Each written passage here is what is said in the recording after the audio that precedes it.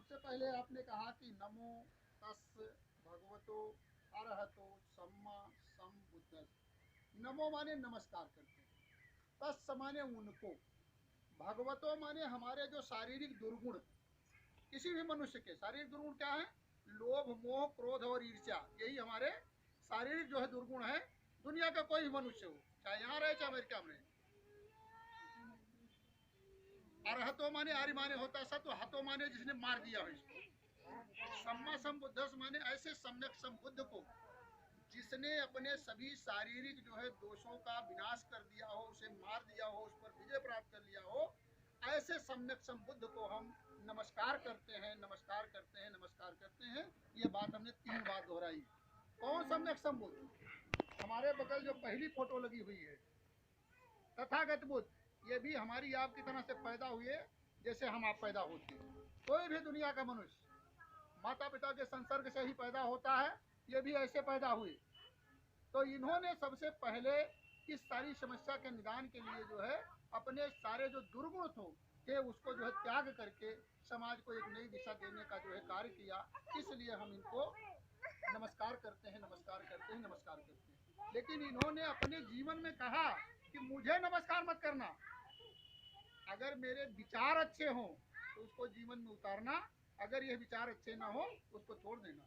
कोई जरूरी नहीं है कि विचार हमेशा अच्छे हों, लेकिन बुद्ध की कही हुई जो बात है वो तब भी प्रासंगिक थी, आज भी प्रासंगिक है, आने वाले भविष्य में भी प्रासंगिक रहेगी, क्योंकि बहुत दूर दृष्टा थे वो। दूसरी बात हमने कहा बुद्धं शरणं गच्छामि, मैं बुद्ध की शरण में जाता हूँ। बुद्ध ने कहा मेरी शरण नहीं, मैं बुद्ध माने होता ज्ञान, प्रकाश, मैं ज्ञान की शरण में जाता हूँ। इसको भी 3 बार हमने कहा, दूसरी बार, तीसरी बार। फिर दूसरी बात हमने कहा धम्मं शरणं गच्छामि। धम्म माने मार्ग, रास्ता, वो प्रकृति का मार्ग जिस पर चलने से सबका कल्याण हो सकता है, दुनिया के किसी भी जीव का कल्याण हो सकता है। जैसे मैं यहाँ पहली बार आया, रास्ता मुझे नहीं मालूम था, उस पंडाल में चला गया, लेकिन एक साथी पहुंचे, वहां जो है बताए कि नहीं इधर से रास्ता है, यहाँ मैं पहुंच गया। मार्ग न जानता तो भटकता रहता है। तो जिस मनुष्य को जो है सदमार्ग मिल जाता है वो जो है अच्छा बन जाता है, सदमार्ग पर चलने पर हमारा कल्याण होता है। तो हम धम्म की शरण में जाते हैं, इसका मतलब हम अच्छे मार्ग पर चलने की प्रतिज्ञा करते हैं। इसको भी हमने जो है दूसरी बार और तीसरी बार 3 बार कहा। फिर तीसरी बात हमने कहा संघं शरणं गच्छामि, मैं संघ की शरण में जाता हूँ। साथियों, इसमें जितने लोग बैठे हैं, राव साहब और मास्टर साहब को छोड़ करके मैं किसी को नहीं जानता, लेकिन जब यहाँ आ गया तो मैं सबको जान गया। सबको मैं भाई फेस पहचान रहा हूँ, एक दूसरे को पहचान रहा हूँ। भैया से कभी कभी मुलाकात होती है, लेकिन भाई फेस भी जानता हूँ, भाई नेम भी जानता हूँ, लेकिन और लोगों को नहीं जानता। लेकिन यहाँ आने के बाद हम एक दूसरे के परिचित हो गए, हमारा संघ बन गया, एक समुदाय हमारा बन गया, हम लोग सब इकट्ठा हो गए, तो हम संघ की शरण में जाते हैं। यह बात हमने जो है 3 बार इसको भी कहा, दूसरी बार और फिर हमने पंचशील ग्रहण किया होगा। पंच माने 5 और शील माने आचरण, उठना बैठना बोलना व्यवहार करना, ये हमारा आचरण है।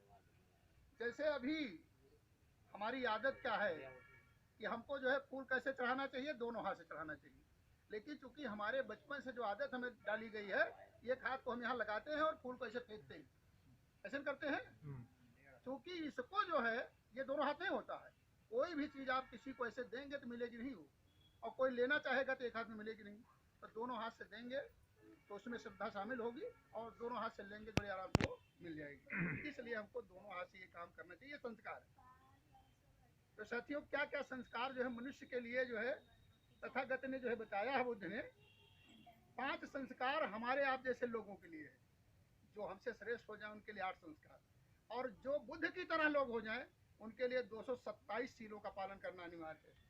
तो 5 शील क्या क्या पालन करने से हमारा कल्याण हो सकता है, कैसे हम इंसान बन सकते हैं, वो 5 शील मैं एक एक करके बताता हूँ।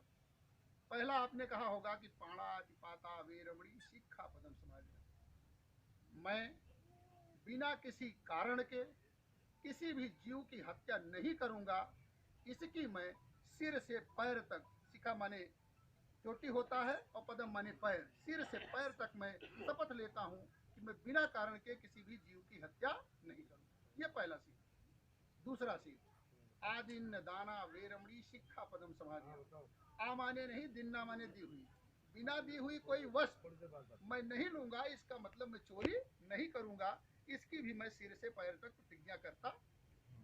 तीसरी बात, कामेशु मिच्छाचारा वेरमणी शिक्षा पदम समाधियां।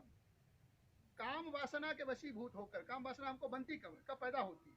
जैसे बच्चे छोटे छोटे हैं, इनको कोई जरूरत नहीं है जरूरत। जब हम युवा होते हैं तो काम वासना तब हमारे अंदर पैदा होती है। जैसे ये बच्चा पैदा हुआ है, तो जब दो स्त्री और पुरुष युवा हुए होंगे, समाज ने एक रिश्ता तय किया होगा, विवाह हो गया होगा, शादी होने के बाद तब दोनों का संसर्ग हुआ होगा, तब ये बच्चा पैदा होगा।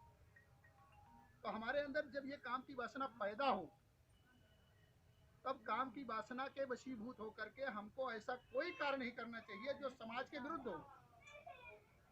तो उसके लिए बुद्ध ने कहा कि कैसे इससे बचोगे, तो बड़ा कठिन कार्य है। इससे बचने के लिए उन्होंने मार्ग बताया कि जब हमें अपने बराबर की कोई स्त्री दिखाई पड़े, अपनी पत्नी को छोड़ करके हमको अपनी बहन उसमें नजर आनी चाहिए। अपने से उम्र में बड़ी है तो हमको अपनी माँ दिखाई पड़नी चाहिए, और अपने से उम्र में छोटी है हमको अपनी बेटी दिखाई पड़नी चाहिए। स्त्री के लिए भी यही बताया कि अपने बराबर का पुरुष हो तो भाई के समान, अपने से बड़ा हो तो पिता के समान, अपने से उम्र में छोटा हो तो बेटे के समान व्यवहार करे। तो कोई स्त्री या पुरुष अपने इन संबंधों में भाई बहन बेटी माँ, इसके साथ कोई गलत व्यवहार नहीं करता है। समाज को नियंत्रित करने के लिए बुद्ध ने ये मार्ग बताया। उन्होंने कहा इसकी भी मैं सिर से पैर तक प्रतिज्ञा करता हूँ कि कामाचार व्यभिचार मैं नहीं करूँगा। चौथी बात, मूसा वादा वेरमणी शिक्षा पदम समाधियां। मूसा माने झूठ, वादा माने बोलना। मैं झूठ न बोलने की, चुगली न करने की, प्रपंच न करने की, बुराई न करने की भी मैं सिर से पैर तक प्रतिज्ञा करता। पांचवी बात जो है हमारे समाज के लिए बड़ा कष्टदायी है, क्योंकि हमारे समाज के लोग जब हमारी तरह से पैसा नौकरी मिल जाती है तो वो जो अंग्रेजी वाली पीते हैं, थोड़ा जो है स्टैंडर्ड वाली जो है, कहते हैं कि दारू तो पी रहे हैं लेकिन स्टैंडर्ड वाली पी रहे हैं। और हमारा जो भाई मेरा समाज का मजदूर है वो ठर्रा वाली पीता है। तो बुद्ध ने कहा कि इसको जो है बचाने के लिए सुरा मेरे मज्ज पमाद यठाना वेरमणी शिक्षा पदम समाधियां। सुरा माने शराब, मेरे माने शराब की तरह जितनी नशा की चीजें आप जानते हैं। हमारे भाई लोग जो है गुटखा बहुत खाते हैं, बीड़ी बहुत पीते हैं, और थोड़ा स्टैंडर्ड हो जाते हैं सिगरेट पीते हैं। सूरा मेरे मज्ज, मज्ज माने मांस। हमारे आपके ऊपर जो हमारा समाज बैठा है, इसके ऊपर जो है इसकी पीठ और छाती पर मोहर लगी हुई है कि यही मीट खाते हैं। बिकता वो 600 रुपया किलो, 800 रुपये किलो, 500 रुपये किलो है, लेकिन रजिस्टर्ड हम ही लोग हैं कि मीट आप ही खाते हो और कोई खाता नहीं है। मांस, शराब, शराब की तरह अन्य चीजें वस्तुएं, मांस। पमाद माने जुआ, अट्ठाना माने जुआ खेलने का स्थान। तो बुद्ध ने कहा कि हम शराब नहीं पिएंगे, शराब की तरह अन्य नशीली वस्तुओं का सेवन नहीं करेंगे, हम मांस नहीं खाएंगे, हम जुआ नहीं खेलेंगे, और जुआ खेलने का स्थान पर हम नहीं जाएंगे। इसकी भी हम सिर से पैर तक प्रतिज्ञा करते। फिर अंत में आपने कहा होगा बुद्धम नमाम, मैं बुद्ध को नमन करता हूँ, मतलब ज्ञान को नमन करता हूँ, नमस्कार करता हूँ। धम्मम नमाम, मैं उस धम्म को नमन करता हूँ जिस पर चलने से सबका कल्याण हो सके। संघं नमाम, मैं पूरे संघ को नमन करता हूँ। सब लोग एक दूसरे कहें, यहाँ कोई सिस्टम नहीं है कि पाए लागी जिया निकरा, ये सब सिस्टम नहीं है। यहाँ सब लोग एक दूसरे को नमस्कार करते हैं, सब एक दूसरे को नमन किए, चाहे वो स्त्री हो चाहे पुरुष हो, सभी बराबर हैं। क्योंकि बुद्ध ने एक ही नारा दिया था कि बुद्ध धम्म की क्या पहचान, मानव मानव एक समान। फिर अंत में कहा हमने साधु साधु साधु। इसका मतलब कि हमने इसको सुना, इसको हमने जाना, और आज से इसको मैं अमल में लाऊंगा, ये मैंने शपथ लिया है। कितने लोग लाते हैं ये उनकी जिम्मेदारी है, हमारा काम है केवल। बुद्ध ने कहा कि मैं मार्गदाता हूँ, मैं मुक्तिदाता नहीं हूँ। मैं मुक्ति नहीं दे सकता, मैं मार्ग दे सकता हूँ। उस मार्ग पर चलोगे तो आपका कल्याण हो सकता है। साथियों, यह पाली भाषा के ये जो वाक्य हैं, इनका जो है हिंदी में इस प्रकार जो है अर्थ है। बेटियां बहुत अच्छी तरह से जानती जो पढ़ रही, क्योंकि वो बहुत शिकार होती है समाज का।